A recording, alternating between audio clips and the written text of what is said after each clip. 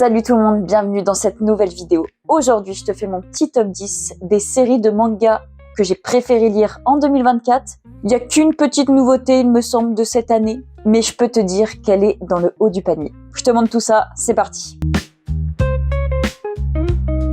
En 10e position, on retrouve Underwater, le village immergé en 2 tomes chez Kiyun dans cette version Latitude. Dans cette histoire, on y suit Shinami. Ça se passe au Japon lors d'une grosse canicule, il y a même des restrictions d'eau. Et lors d'un cours d'athlétisme, elle va avoir un petit malaise. Et au moment de se réveiller, quelle surprise, elle se retrouve près d'une rivière qu'elle connaît pas, mais qui pourtant lui semble assez familière. Et autour d'elle, il s'agit d'un village un peu isolé, où seuls vivent un vieil homme et un jeune garçon, et ce lieu mystérieux va peu à peu lui révéler bien des secrets. J'ai adoré cette histoire, ça se lit très vite, c'est qu'en 2 tomes, on profite vraiment des dessins magnifiques avec ce grand format, ça vous plonge, et c'est le bon terme, dans cet univers, entre rêve et réalité, on sait pas trop, et là-dessous se cache en réalité un drame familial qui est très touchant. C'est très poétique, rien n'est laissé au hasard et à la fin vous aurez toutes les réponses à vos questions et ça c'est d'autant plus intéressant. Toutes les pièces du puzzle vont peu à peu se relier. Donc si vous êtes à la recherche d'une série très courte, sans trop de prise de tête mais restez concentré, et ben franchement foncez découvrir celle-ci. C'est un peu un petit mix entre un quartier lointain et peut-être un Your Name. Voilà, ceux qui l'ont lu, n'hésitez pas à me dire ce que vous en pensez. Mais celle-ci, cette histoire, elle est vraiment très très cool. En 9e position, on retrouve, vous vous en doutez, mon petit bonbon Insomniac chez Soleil Manga. Je vous en parle tous les mois, donc là je vais faire court. Je pense que cette lecture, elle est arrivée au bon moment. J'avais peut-être un peu l'impression de tourner en rond et de lire toujours la même chose, donc je me suis tournée vers ce titre qui est clairement plus léger. On retrouve 2 adolescents qui, comme son nom l'indique, ont des problèmes pour dormir. Et ils vont se retrouver au même endroit dans leur petite cachette qu'ils croyaient leur être réservée. Cet ancien observatoire dans leur école va être finalement leur refuge. Ils vont faire connaissance, ils vont se prendre de passion pour l'astronomie, pour la photo et vont peu à peu s'ouvrir aux autres. Parce que bon, quand t'es moins fatigué, tu t'en prends un peu moins à ton entourage, donc c'est mieux. Les dessins, ils sont super jolis. Un tome, ça se lit en 20 minutes. Je pense qu'on a tous besoin de ces petits mangas qui sont sans prise de tête, qui se lisent très très vite, très très bien, et on n'a pas forcément besoin d'être full concentré et de réfléchir au sens de la vie, quoi. Moi, en tout cas, c'est ce que j'ai retrouvé dans ce titre. Si vous aimez les petites histoires un peu plus jeunesse, là on est sur 2 adolescents. Mais il y a quand même des thèmes qui se mettent en place, des thèmes un peu plus matures qui sont abordés, notamment la maladie, on ne dirait pas plus. Ça vaut vraiment le coup d'œil, ce sera terminé cette année en 14 tomes.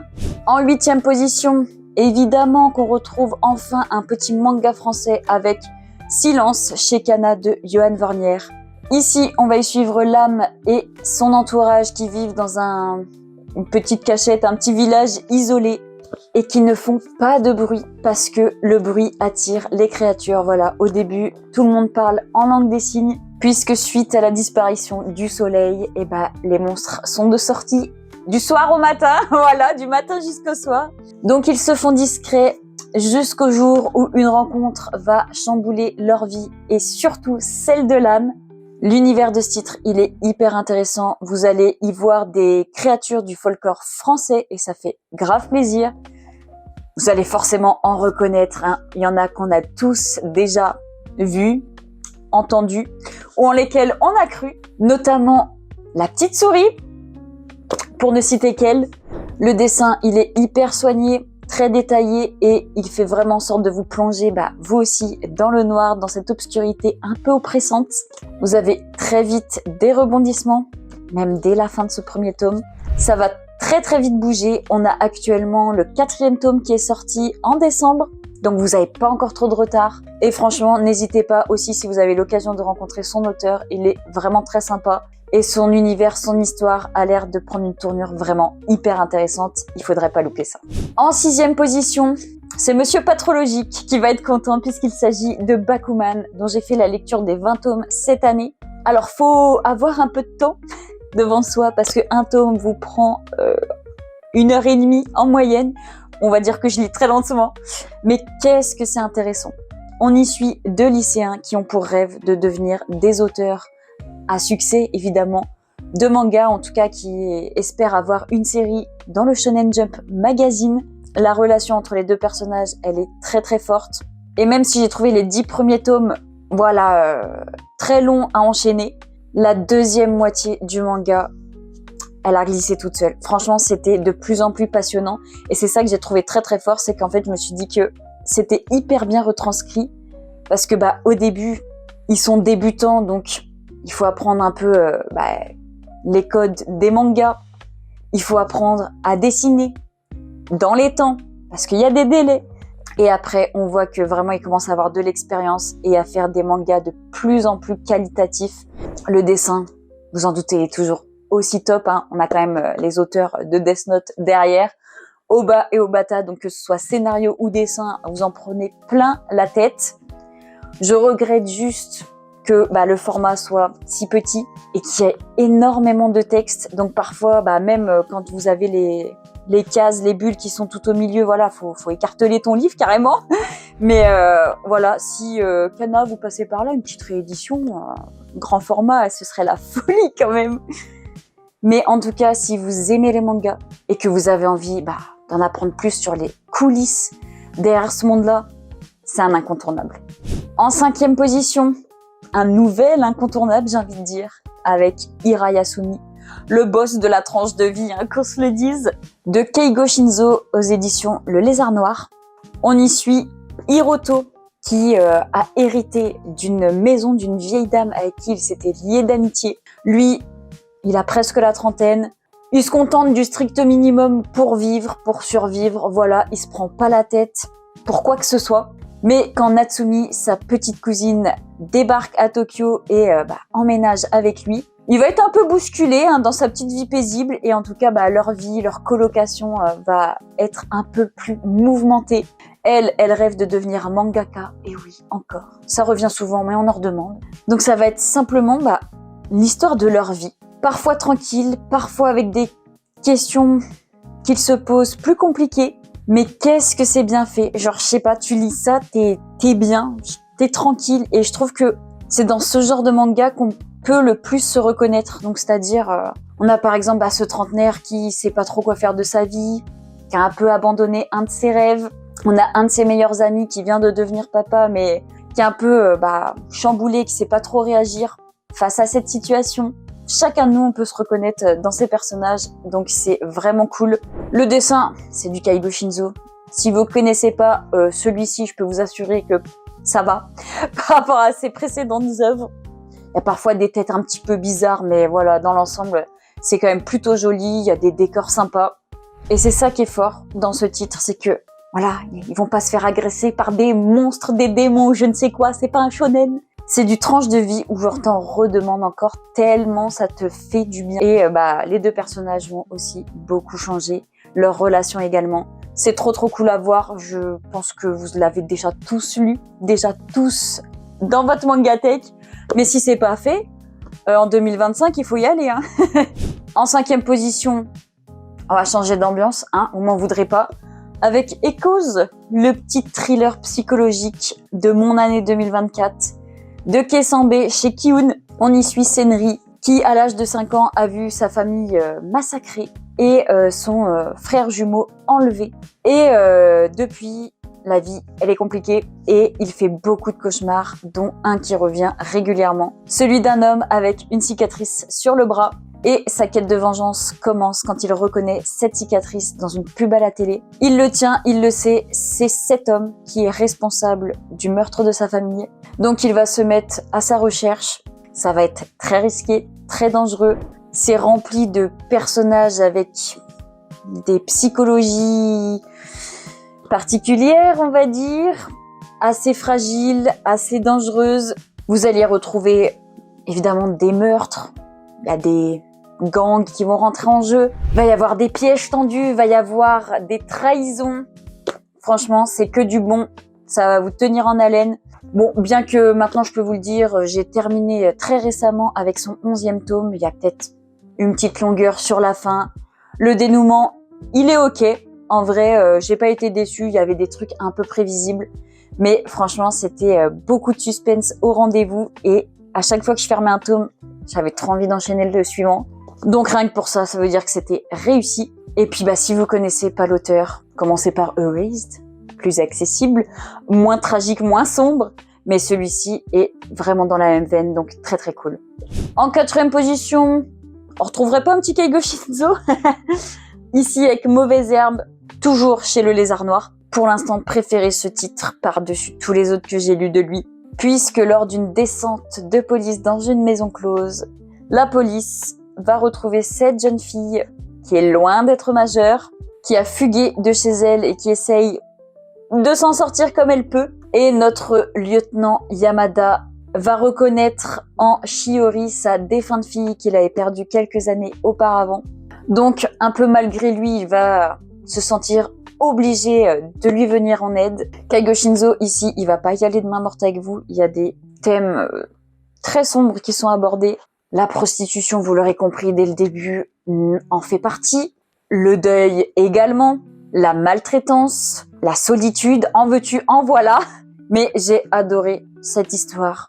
La relation entre les deux personnages, elle va évoluer. Il va y avoir des rebondissements. J'ai pas envie de trop vous en dire pour pas vous gâcher le plaisir de cette lecture. Et ce que je peux vous dire, c'est qu'en tout cas, la fin, au début, quand j'ai refermé le 4e tome, j'étais dégoûtée. Genre, j'étais hyper déçue et tout. Et en fait, après réflexion, je me suis dit que c'était logique et qu'au final, c'était, entre guillemets, la meilleure des fins pour avoir un aussi beau message dans le fond, entre les lignes. Donc, vraiment, c'est une pépite ce manga.